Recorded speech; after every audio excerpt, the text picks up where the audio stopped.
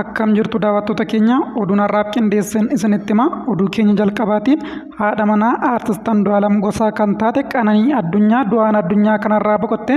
Du'a ishee hordofees abbaa manaa ishee kan ta'e aartist Andu'aalam Gosaa to'annoo poolisii jala ooluunsaa beekame. Dhimma kana bal'isee kanaan isiniif gabaasu ta'a. Oduu keenya kan biraatiin immoo pirezidaantiin bulchiinsa yeroo naannoo Tigraay obbo Geetaachoo Raddaa ajajoota waraanaa olaanoo sadiif xalayaa yeroof hojii akka dhaaban dirqisiisu barreessaniiru. Gareen Dabratsiyoon Gabra Mikaa'eliin durfamu immoo murtoon pirezidaantii bulchiinsa yeroo naannichaa kun seeraan ala jechuudhaan balaaleffatanii. Oduu keenya sadaffaatiin Itoophiyaan bara 2026 saatalaayitii sadaffaa gara hawwaatti erguuf qophii taasisaa jirti jedhame.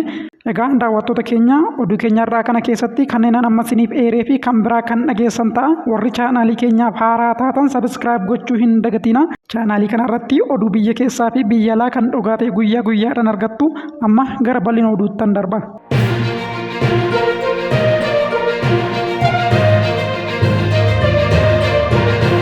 Oduu keenya jalqabaatiin haadha manaa aartist Andu'aalam Gosaa kan taate Qananii Addunyaa du'aan addunyaa kanarraa boqotte.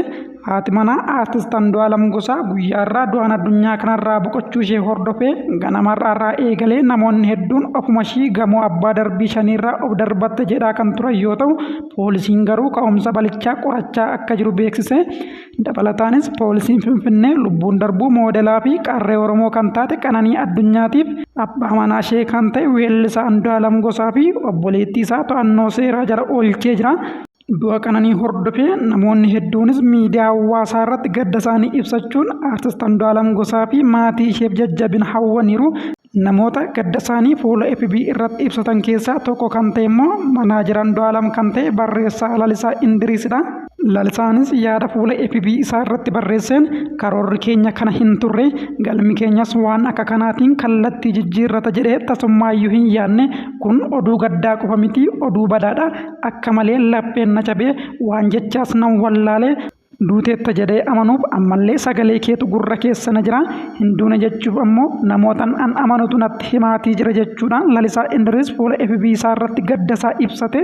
Itti dabaluudhaanis egaa maal gochuutu danda'ama yaada namaa caalaa yaada waaqayyootu jiraatama nuti sooma hiika booda hojii konsertii albamayyaantu akkamiin akka hojjechuu qabnu mari'anne kan ta'e garuu kunoo isa kana waan jechaa hin qabu nagaan boqodhu waaqayyo lubbuu kee jannata haa qananiisu jechuudhaan Lalisaa Indiriis fuula FB isaa irratti ibse.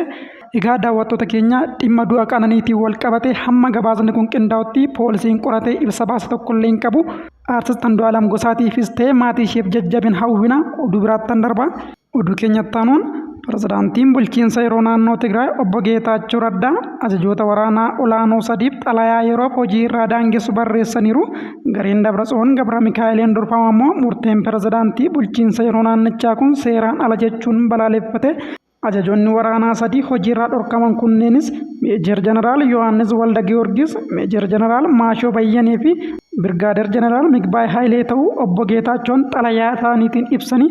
Akka xalayaa pirezidaantichi barreessan jedhutti jeneraaltonni kunneen yeroo hojiirraa kan dhorkaman murtee mootummaatiin alaa hojiilee uummataa fi dargaggoota naannichaa guutuu jeequmsa keessa galchan akkasumas humnoota nageenyaa walitti buusan hojjechaa waan jiraniifidha jedhe. Sochiin jeneraalota kunneenis uummata naannichaa gara rakkoo keessaa bahuu hin dandeenyetti kan geessudhas jedhanii. Murtee pirezidaantichaa hordofuun waajirri nageenyaa fi tasgabbii naannoo Tigraay ibsa mata duree abukaatoo yakkamtootaa ta'uun haa ga'u jedhuun har'a bitootessa 11 bara 2025 baaseen murtee pirezidaantiin naannichaa dabarsan akka hin fudhanne ibseera.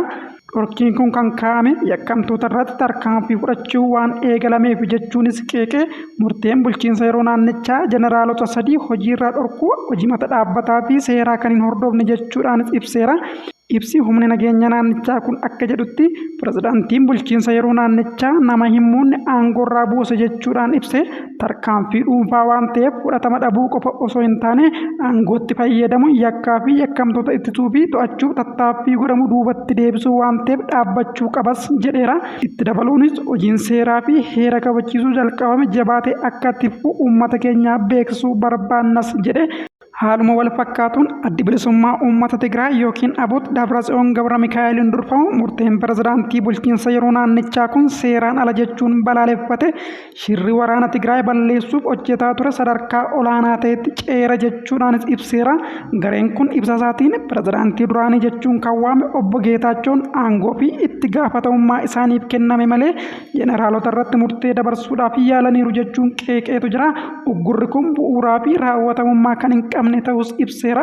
Caasaan ajaja raayyaa ittisaa yeroo muraasaaf illee addaan cituu hin qabu jechuudhaan hooggantoota waraanaa ni uggurra jechuun gantummaa itti yaadanii saaxilamummaa dabaluuf raawwatamu akkasumas birmadummaa Tigraay fi nageenya uummataa balaadhaaf saaxilu ta'us ibseera.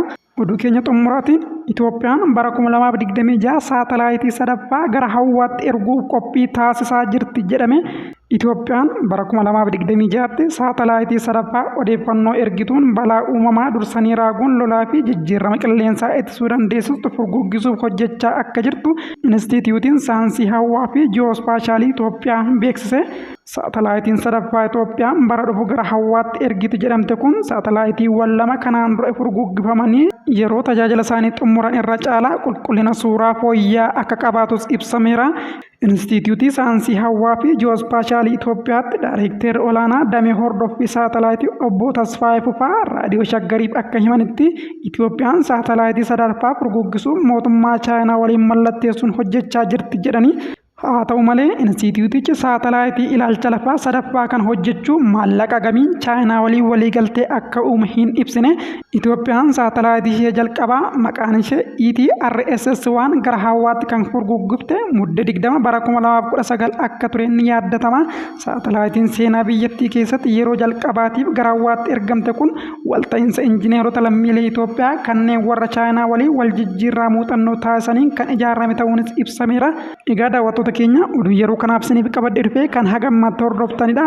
Oduu biraatiin nagaa walitti deebinutti nagaan tura. Warri chaanaalii keenyaaf haaraa taatan sabiskiraayib gochuu hin dagatina. Viidiyoo keenya illee laayik gochuudhaan namoota hedduu bira akka nuuf ga'u taasisa. Waan waliin turtaniif galatoomaa nagaan tura.